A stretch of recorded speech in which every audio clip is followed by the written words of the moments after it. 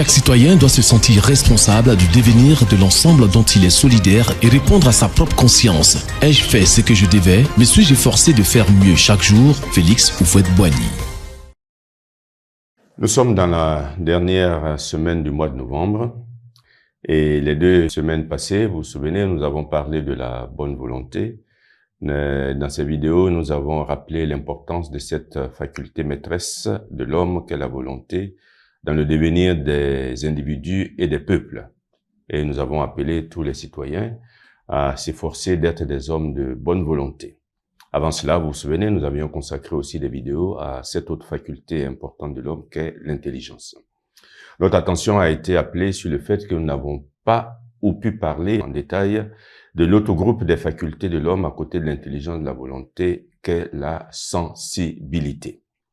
Cette remarque, du reste, est fondée parce que l'esprit humain se manifeste sous des aspects innombrables et ses activités multiples et disparates forment 3 groupes. Le sentiment, l'intelligence et la volonté. Et donc, nous allons parler de la sensibilité des sentiments. Qu'est-ce que la sensibilité? On peut dire que la sensibilité est la faculté que nous avons d'enregistrer les faits par le moyen des diverses réactions, pénibles ou agréables, que ces faits provoquent en nous. C'est grâce à la sensibilité que nous éprouvons des sentiments et c'est grâce à la sensibilité que nous sommes animés de désir. Et comme nous le faisons assez souvent, nous rappelons quelques expressions qui sont liées au mot sentiment. Première expression, faire du sentiment, c'est-à-dire mêler des éléments affectifs à une situation où ces sentiments n'ont pas à intervenir. Deuxième expression, avoir quelqu'un au sentiment, c'est-à-dire en faisant appel à ses sentiments, à sa générosité et parfois même en abusant de cette générosité.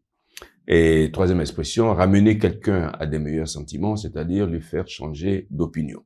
Quatrième et dernière expression, cela n'empêche pas les sentiments, c'est-à-dire cela n'exclut pas l'affectivité, cela ne retire pas l'affection.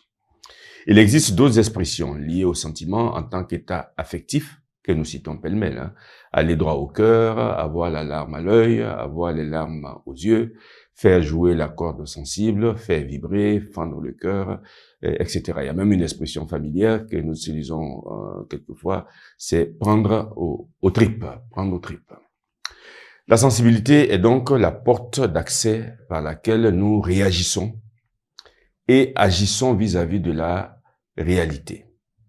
La porte d'accès qui nous permet de réagir vis-à-vis des choses, des personnes qui nous entourent.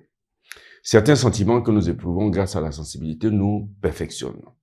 Il s'agit là de ce qu'on appelle les sentiments supérieurs. D'autres, par contre, nous avilissent. Et ces sentiments sont qualifiés de bas appétit. C'est la raison pour laquelle le sentiment, qui est cette force spontanée, toute intuitive, le sentiment doit être éduqué pour que la vie citoyenne soit mieux vécue. En effet, l'on dit à cet égard qu'il est des tendances en l'homme, donc en tout citoyen, qui doivent être extirpées, et les tendances les plus vulgaires doivent être subordonnées aux plus élevées. Les aspects de la sensibilité de l'être humain et donc du citoyen étant très vastes et variés, il nous est impossible, et même du reste même inopportun, de traiter tout cela dans le cadre de ce programme d'éducation civique. Nous avons seulement retenu 3 aspects que nous traiterons dans les vidéos suivantes, à savoir les passions, comment s'y prendre pour éduquer l'affectivité et les arts et l'esthétique. Pour l'heure, gardons seulement à l'esprit que la sensibilité est capitale, primordiale, car notre personnalité affective détermine généralement nos relations avec les autres, nos relations dans la cité et nos relations dans le monde.